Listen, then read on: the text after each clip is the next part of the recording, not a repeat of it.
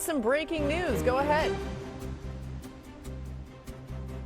I'll see you at Ludicrous, Laura. Yes, the Buffalo Bills have claimed former Steelers cornerback Darius Slay off waivers one day after the Steelers waived him. A lot of people wondered whether Slay could sign with the Philadelphia Eagles or the Detroit Lions if he cleared waivers, but he did not clear waivers. In fact, the team that claimed him is the team that went up against the Steelers on Sunday in what turned out to be Slay's final game for the Pittsburgh Steelers before they moved on from him this past week. Yeah, the Bills liked what they saw in the game. Interesting stuff. We'll keep an eye on that one. Thanks to Adam. All right, let's talk about the Bears and the Packers facing off. Now, Dan. The best thing about you guys is that, like, if one word or letter is slightly out of place, like, I'm going down. All right, they face off in a battle for the NFC North on Sunday. Despite Chicago being the top seed in the NFC, it's Green Bay who currently has a 57% chance to win the division, according to ESPN Analytics. The Packers can see that number jump to 72% with the win. Here's Jordan Love today on the matchup. They're number one in the NFC. So obviously we haven't played them yet. The only team in the NFC North we haven't seen. So, and you know, two games in 3 weeks. So it'll be a great matchup. You know, they're a good team. And like we've always said, you know, it's that 1-0 mentality. Just handle business this week. Can the Bears defense slow down Jordan Love in this offense? I think this is a game that is a Dennis Allen kitchen sink game. Whatever it takes to pressure Jordan Love, he's going to consider it. He's going to try it. He might get on the field himself and blitz it. Besides Montez Sweat, the Bears don't have, and Austin Booker has shown some flashes. They need more consistent edge rushers. But just look at this. Jordan Love this season, when not pressured, and I get it, all quarterbacks are better when they're not pressured compared to when they are. 19 touchdowns, 1 interception, as opposed to when pressured, 0 touchdowns and 2 interceptions. Jordan Love has had 3 games this year with 3 passing touchdowns and 0 interceptions. Actually, one of them was a 4 passing touchdown game. He was sacked once in a total in those 3 games combined. Jordan Love, with given time and space, is money. The Bears just don't have this dominant pass rush right now. You see where they rank both in terms of pressure rate and sack rate. So with one of the most creative defensive minds, I believe, in the NFL this year, I think is talent maximized at a brilliant level. I think this is one of those games where Dennis Allen says anything is on the table. Whatever it takes to make number 10 uncomfortable, we're going to find a way to do so. If not, he's going to pick them apart, just like last weekend against the Lions. Yeah. I'm going to the Green Bay offensive side. Christian Watson, wide receiver, has been the home run hitter that this offense has needed. Simple as that. I think the way he wins down the field has brought out the best in Jordan Love, which is, again, his ability to push the ball.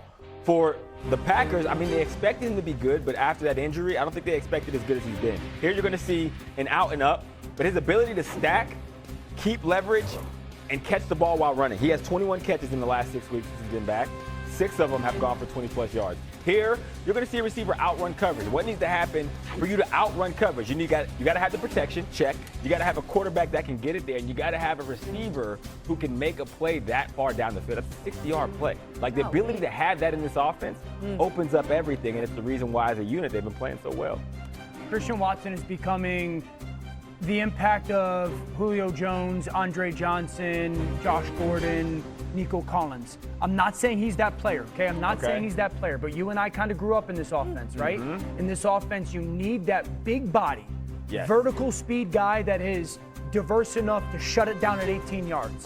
And so he's not 6 feet, 180 pounds. All those receivers that I mentioned, yes, they're Hall of Fame type of guys. I'm not saying he's that guy, but for this offense, you need that guy. For this offense to play to the way that we want, you need that guy. And so his ability to have that big frame, but also not just be a straight line vertical guy, that you can shut it down at 18 and get the chunk throws. I also think Dobbs, knowing the why you're calling plays, why are we getting to motion, what are we setting? This throw by Jordan Love is ridiculous. And then the game winner, the game sealer, Dontavian Wicks, I think is like as important a person of their offense. Like his ability to just go make contested catches is a big deal. Am I outrageous in saying that? A little bit. I'm gonna be honest. A little bit. I'm not saying he's their talent level. So the difference with those guys in that offense is, like, typically these kind of offenses, they have the big play threat. To your point, he does more than just be a shot down the field guy. He does it a lot more consistently, but he can get out there and, again, win intermediate. With Nico, with Josh Gordon, with Julio Jones, these are guys that could play every single element they're a different that you're tier. looking for in the receiver. Totally. So it's there. He's getting to that point. That role. I'd say he can get 2 out of 4 of the roles. Those guys are 4 out of 4 of the roles. Yeah, that's fair. That's fair. I'm just saying, like, players. He's becoming that kind of impact, that need that, let's be honest, Golden hasn't been that guy this year. He's stepped forward. And I think Dobbs and Wicks are great players, man. Hey, so you just made him less than definitive Dan. Yeah. Like, he's normally definitive Dan, slightly less definitive. If you're going to speak with conviction. Less definitive Dan. You have no problem with that. With Jordan Love, he may just be getting started. This is the time of the year when he typically plays his best football. The 4 touchdowns on Thanksgiving, no interceptions. That's a big thing. Since the start of November, he has 6 touchdowns without a pick. Last year, from November on, 10 touchdowns, 2 interceptions. The year before that, from November on, 21 touchdowns, 3 interceptions. That all adds up to 37 touchdowns and 6 interceptions from November on the last 3 seasons. The thing the Packers may like the most about it, though, is the lack of interceptions. I asked Packers coach Matt LaFleur about that, and he said the big thing is that Jordan is playing within the rhythm and the timing of the play. All right, since 2023, Love has 18 games with multiple passing touchdowns and 0 interceptions, trailing only Jared Goff and Lamar Jackson. Good company there. HG, the strength of this Packers team is Micah Parsons and their defense. They'll have to slow down a Bears team with a solid run game. So who do you think has the edge in this matchup? This is a tough one, but I'm going to go with the Chicago Bears and their run game. Their offense, everything that they do is predicated off of it. And what Ben Johnson has done a great job of is creating the eye candy, shifts, motions, giving the defense something else to think about before the ball is actually snapped. Now, what does that also do for the offensive line? It allows them to have certain angles to block guys within the front 7 that they're supposed to block. So I'm going to give the edge to the Chicago Bears in that run game. You can't ignore what they just did to the Philadelphia Eagles in their front 7. A front 7 that has Jordan Davis, Jalen Carter, guys that we know that can be very disruptive up front. So I'm going with the Chicago Bears. Yeah, that offense can be dangerous, especially when Caleb Williams figures out the passing game. Rob, I want to ask you, as a fellow Baldy, is your head cold outside? You know what? I didn't bring a hat or gloves today, but my great producer, Steve, lent me his gloves.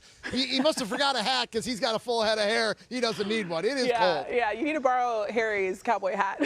Thanks, guys. But if it were just spat at the viewer right there, that's senior NFL insider Jeremy Fowler. Hey, one of the stories we keep watching now, Amon-Ra St. Brown and the health of that ankle. What more can you tell us? Yeah, Matt, this is shaping up to be a game-time decision. I expect that the Lions will at least leave the light on slightly for Amon-Ra St. Brown, not rule him out of the game outright. They are practicing today, so he's going to be going on minimal to no practice time, most likely on that ankle issue. It's not a high ankle sprain, so Dan Campbell said it best. If anybody can work his way back in a short turnaround, it's Amon-Ra St. Brown. So they're going to hope for the best, not ruled out yet. We'll see where this goes. And then the Lions, Matt, I can tell you, talking to people over there in Detroit this week, you can feel the wear and tear with that team.